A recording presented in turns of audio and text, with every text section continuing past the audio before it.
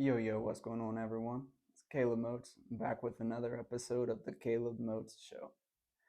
So, as you already know, on Thursdays, talk about what's going on in the world, call it Solving the World's Problems with Caleb Moats, and here we are.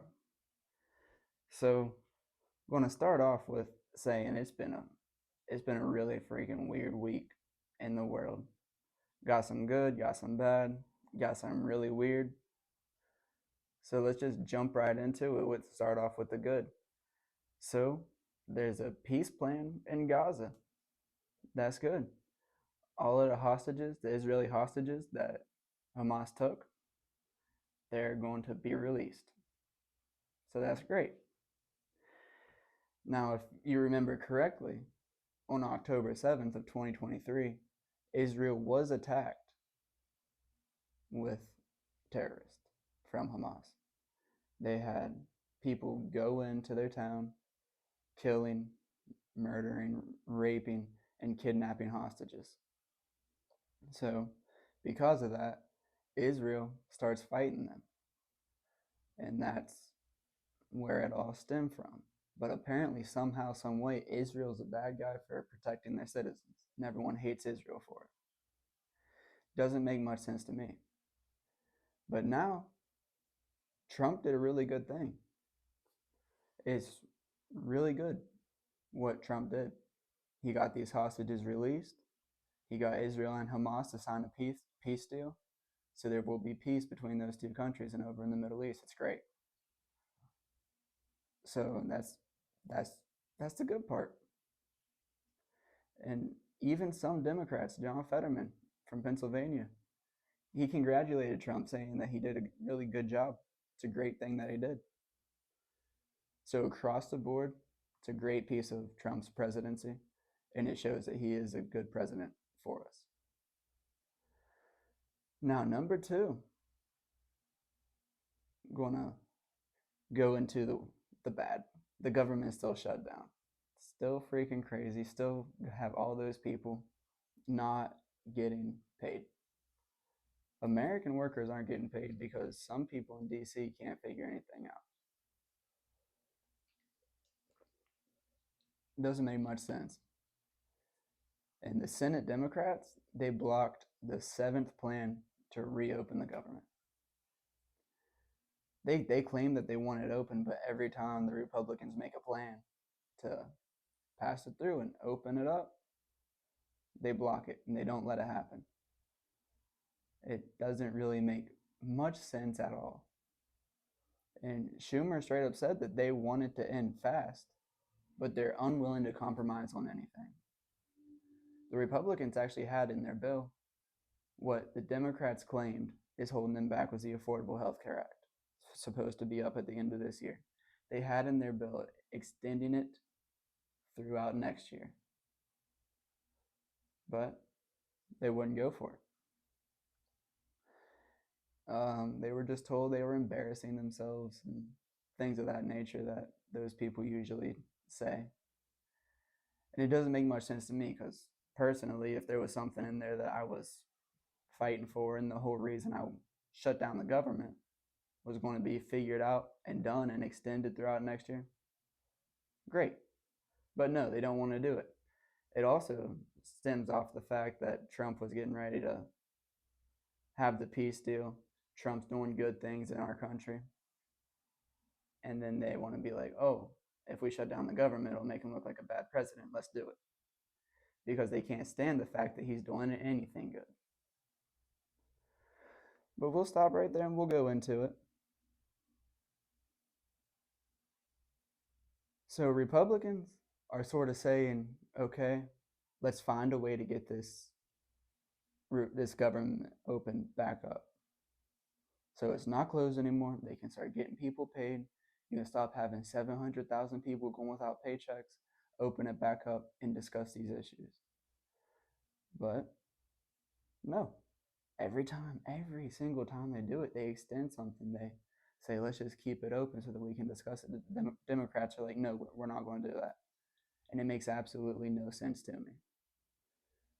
It kind of shows who actually wants the government open and who doesn't.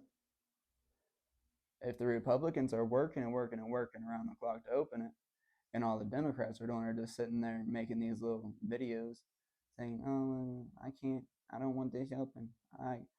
I gotta have this," and they're unwilling to compromise on anything. It says a lot. It shows a lot about who actually wants the government open. So, with that being said, I mean, you can easily see it. Easily see that the Republicans are giving these people what they want, what they claim the reason they shut it down. And then they're like, no, you're embarrassing yourself. It doesn't make any sense at all. But then again, it's a lot of those people up in DC don't make much sense. Now we'll go on to the weird. So,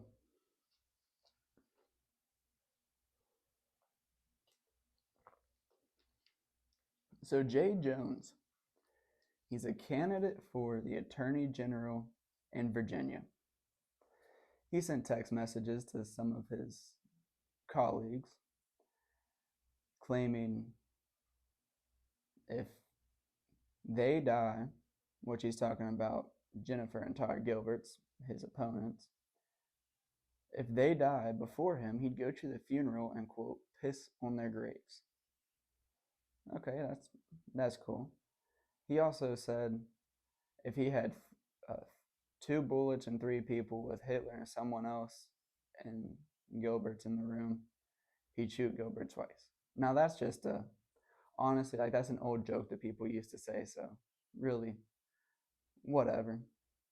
It is what it is. But then he went on talking about killing these people's children, which that really doesn't make much sense to me. Like, you're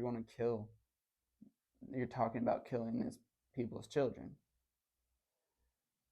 And he said people only change when they feel personal pain, as he's talking about killing their children.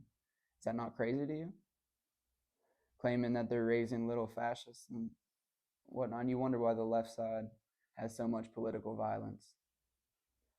Trying to kill Trump, trying to kill Charlie Kirk. You wonder why the left side has so much violence when these are the people that they look up to. It's pretty common sense if you ask me. And he actually had the audacity to back himself up when he was questioned about it. He's like, no, this is what, like, he's actually backing himself up in these text messages saying that he was right. That's kind of disgusting if you ask me. And then you want to go down into it. Hans Copeland was in the race a few years back to become a lawmaker for Virginia. And he said something. Some people thought that it was anti-Semitic. And he tweeted claiming that he should drop out of the race, saying that hate has no place in the Commonwealth. Which kind of sounds like there's a little bit of a double standard. Other people aren't allowed to hate, but he is. Other people aren't allowed to make comments, but he is. So is that just a rule for Republicans not allowed to say it? Or is it a rule for everybody?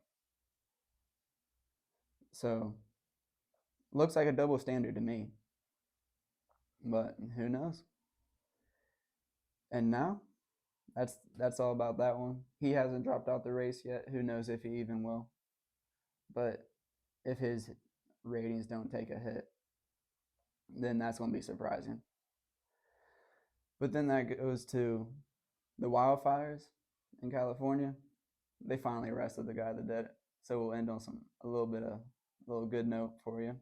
The arsonist has said all those wildfires that made the biggest wildfire in LA history has finally been caught. He's been arrested. That's great. But with that being said, that's all I got for the day. Hopefully y'all enjoyed it.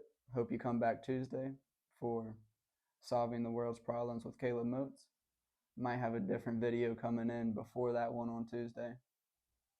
So just watch, find out. Let's see what happens. See y'all later. Peace.